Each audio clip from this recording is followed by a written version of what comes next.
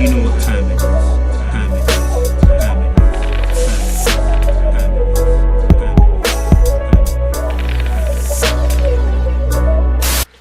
Hey guys, and welcome to Little Black Book. You already know what time it is. We're here giving you guys a video 2020, and we're talking to you guys about share your feelings. Yes, share your feelings. This is a season where we're talking about how we should behave. We're no longer going to be passive aggressive. We're going to share our feelings. For those of you who are new to the channel, make sure you like, share, subscribe, and make sure you press that bell button for notifications. For those of you who are returnees, you ain't got them in a row, baby. Are you mad, you lean a gege? Listen, if you can't handle the heat in the kitchen, get out, chillay, baby.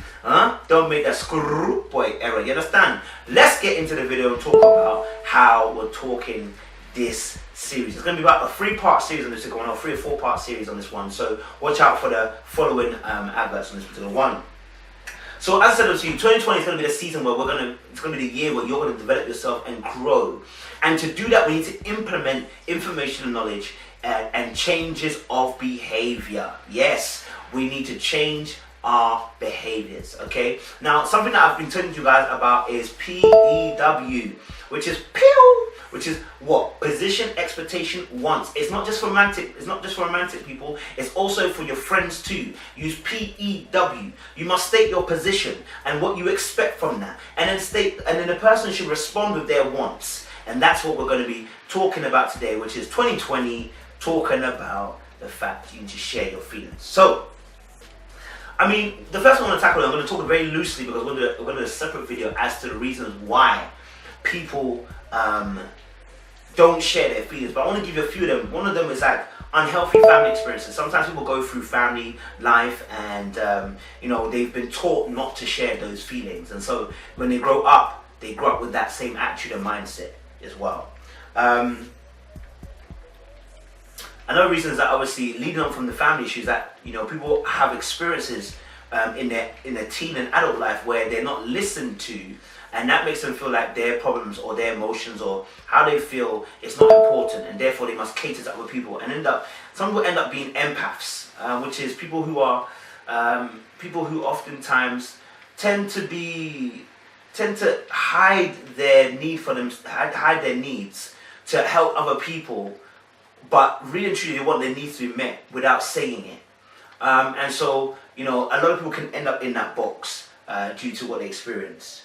And another last thing I just want to say, obviously, in that particular area, is that some people are hurt by the opposite sex in this area when it comes to sharing their feelings, especially men, and they refuse to share their feelings in truth because it makes them feel weak, vulnerable, makes them feel like they're not as superior, not as strong, makes them feel like they won't be able to have control and power over themselves and their image that they've created, and so therefore they don't share their feelings. But today we're going to talk about the reason why you can't bottle up, the reason why you cannot bottle it up. Your feelings, you cannot bottle it up. All right, so the first thing is that you deserve to be free. Yes, you deserve to be free. You deserve to have freedom, Las Vegas. You deserve to have that time. Why? Because everybody deserves freedom. And when you don't tell your feelings, you're locked in a cage. When you don't express how you feel, you're locked in a cage. Now, obviously, there is a time and a season. I mean, if you don't like your boss, it's probably not a time and season to go and tell your boss, I freaking hate you. No, we're not saying that. And, that's not what we're advocating for. What we are saying, though, is a season where this is where, look, you be honest, not transparent. Yeah, which means being forthright. If you haven't watched my honesty video, go watch it. But being honest rather than being transparent, meaning you come forward with the mindset that I need to tell you how I feel, especially if it's the opposite sex situation. That is so key. If you like somebody, PEW it up quick. Let them know the position. Look, I like you. Here's my expectation. I expect that, I want us to kind of get to know each other a bit more on that level. Person that responds, yes, no. There's no maybes here. Maybe is a no. Yeah? Move on. When they say maybe, no. Any word that's not yes or no is oftentimes trying to tell you no. You understand? It is like, oh, maybe not right now. No. Do you get it?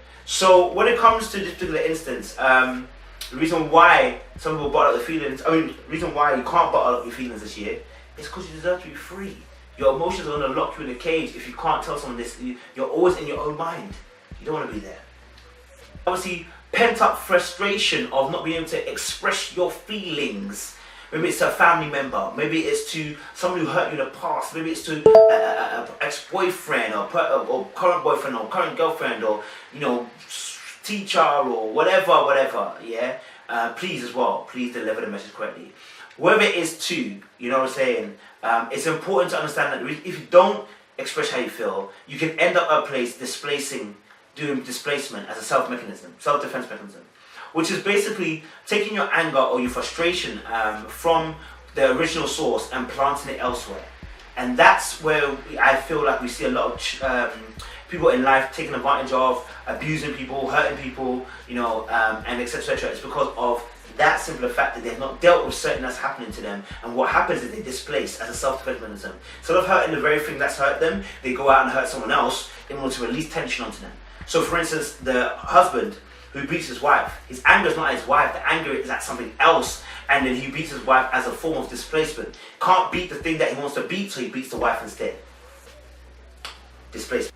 The reason why you can't bottle up how you feel this year is because nobody is a bloody mind reader. This is not X-Men, this ain't Marvel, this ain't DC, this ain't no comic book series, this ain't Lucy, this ain't a film, this not a TV series. This is real life. Ain't nobody reading your mind. You need to let us know what you're feeling, because I don't know how to change unless you tell me. Person does not know how to change until you tell them. Don't be shook. It's time to open your mouth. Open up your mouths and worship. Yeah. But it's time to open your mouth and actually say something. Yeah? Not to sit back and then allow things to happen and then you just letting it happen and happen and happen and happen. No, you need to come forward and say how you feel. Do you understand? And say what you mean. Do you get me? Otherwise, if you don't, what will happen is you'll miss it. You'll miss it. If you're looking for a different result to what you've previously achieved and you're doing the same results, what do you expect?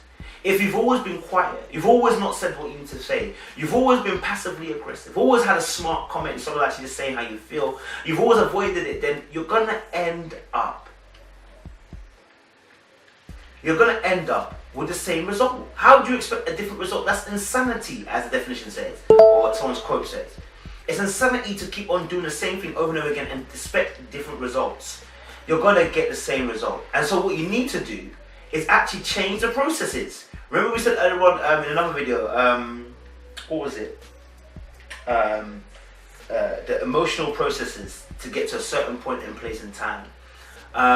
They are part of introspection and part of the definition there. But it talks about the fact that there's steps to get you to a certain point. You have to ask yourself a serious question, which is, am I doing the same thing to get the same result? Am I going to do something different and get a different result? It's about growth. So you need to be able to get yourself into a space where you do not allow yourself not to share feelings. This year, you're going to share feelings. How you feel is how you feel. Now, if the person rejects you, how you feel is how you feel still. Don't let them buck you down. You are your own person. You are strong, you're confident. And if it doesn't work there, fine, I'll move on. Last reason as to why you need to say what you need to say is that it always ends up being passively aggressive in the way that you deal with things. Whether that's snidey, smart comments, whether that's, being a gossip about the person and insulting the person, etc.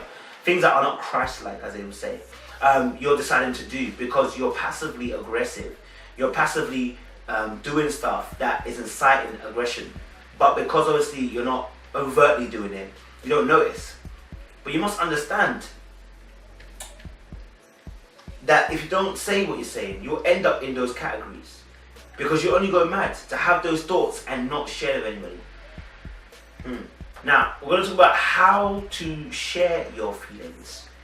I think one of the best ways to share your feelings at first, if you're not very confident at speaking, is to first diarize it, write it out, just put it on paper first. Before you go to speak to the person or the situation or whatever. Diarize it, write it down, get yourself in a mode of being able to express in the first place. Because oftentimes people struggle to express because they don't know how to express. But if you write it on paper first, you've already done the first draft. You already know, okay, look, this is how I feel about the situation. And actually what it allows you to do as well is get your mind out of out of where you're at and actually into something else, and then have a clearer head in dealing with the issue.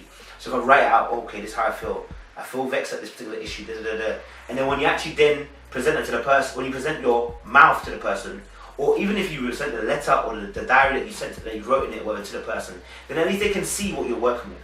Do you get it? And at least they can see what you're working with. So writing it down is very, very crisp and very, very important. Or you could do audio and just record yourself saying it, and actually just edit it when, not edit it, but then you can record yourself saying it, and then that will give you practice for when you need to deliver the message to the individual as well. Another way to share your feelings, obviously, then is to then call the person, if you're about that life. Then to call the person rather than text. Text is good, but it just means that it's one-dimensional and things can get lost in translation in terms of emotion. It can get lost in it, and people can become I won't say bland, but you can become very monotone, and therefore people can take it differently to how it's meant to be taken, and that can cause an issue. But when it's said on the phone, every emotion can be said through the voice, intonation. It can be sensed through the phone, and that can allow you to have a better discourse and get your point across and how you feel. That's my few points there in regards to say how you feel. We're gonna do another video on say how you feel and the reasons for it as well, and go from there on the observations we made.